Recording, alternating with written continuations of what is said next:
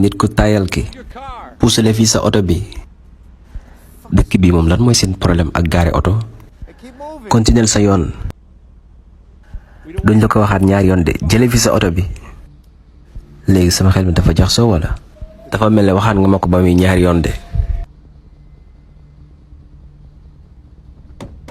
ok. Simon baal ma régler lii. yow tax bu con bi.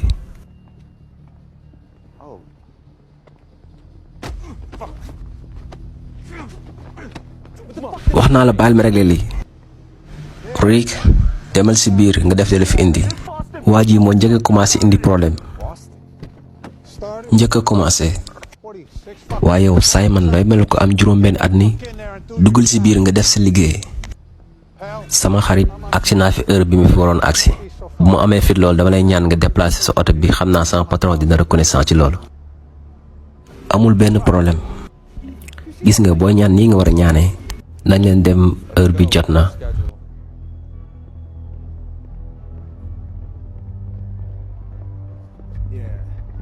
Fuck Larry Bird.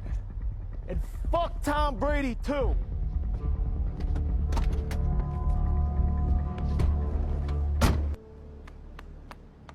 ni nga défendre sa bopp neex na ma.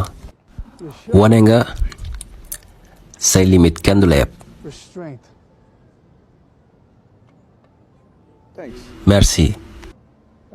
li nga def respecté naa ko lool. mais jàpp ma sa tur.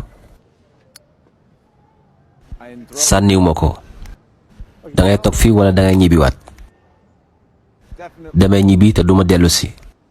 loolu de idée bu baax la gannaaw bi nga sonalee famille Flynn. ndax sant famille boobu dama am loo ci war a comprendre wala. bul jéem a bëgg sax toog Chicago jéem a xam ñoom ñooy ñan.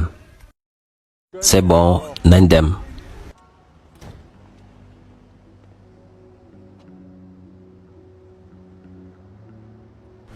loo mënti xalaat pour def ko bàyyil mu sedd te ñu dem.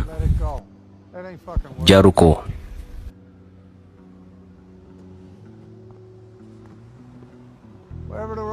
foo mënti nekk na nga jéem nga sori kii. bon voyage.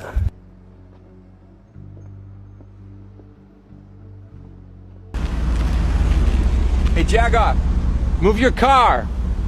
The fuck is with this city and parking? Hey, keep moving. We don't want to ask you again. Move your fucking car. See, now I'm confused. Because it sounded like you just asked me again. All right. Got this, Simon. Hey, you deaf prick! Oh. Fuck. What the fuck did I say? Vic, go inside and do your job. Hey, this Boston motherfucker started it! Boston?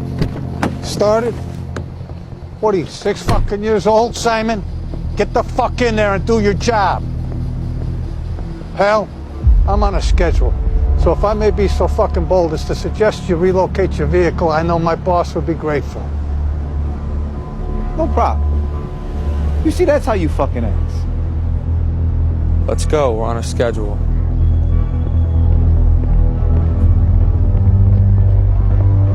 Yeah. Fuck Larry Bird. And fuck Tom Brady, too!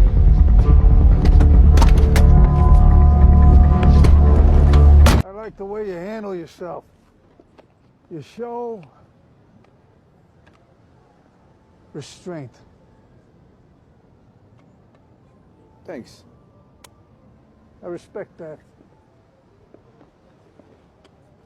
I didn't catch your name. I didn't throw it. Are you coming or going? Definitely going. Probably a wise choice after pissing off the Flynn family. That name's supposed to mean something to me. You don't want to stick around Chicago to find out. Good here. Let's roll.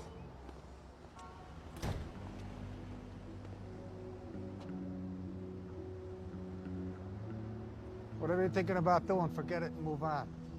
Let it go. That ain't fucking worth it.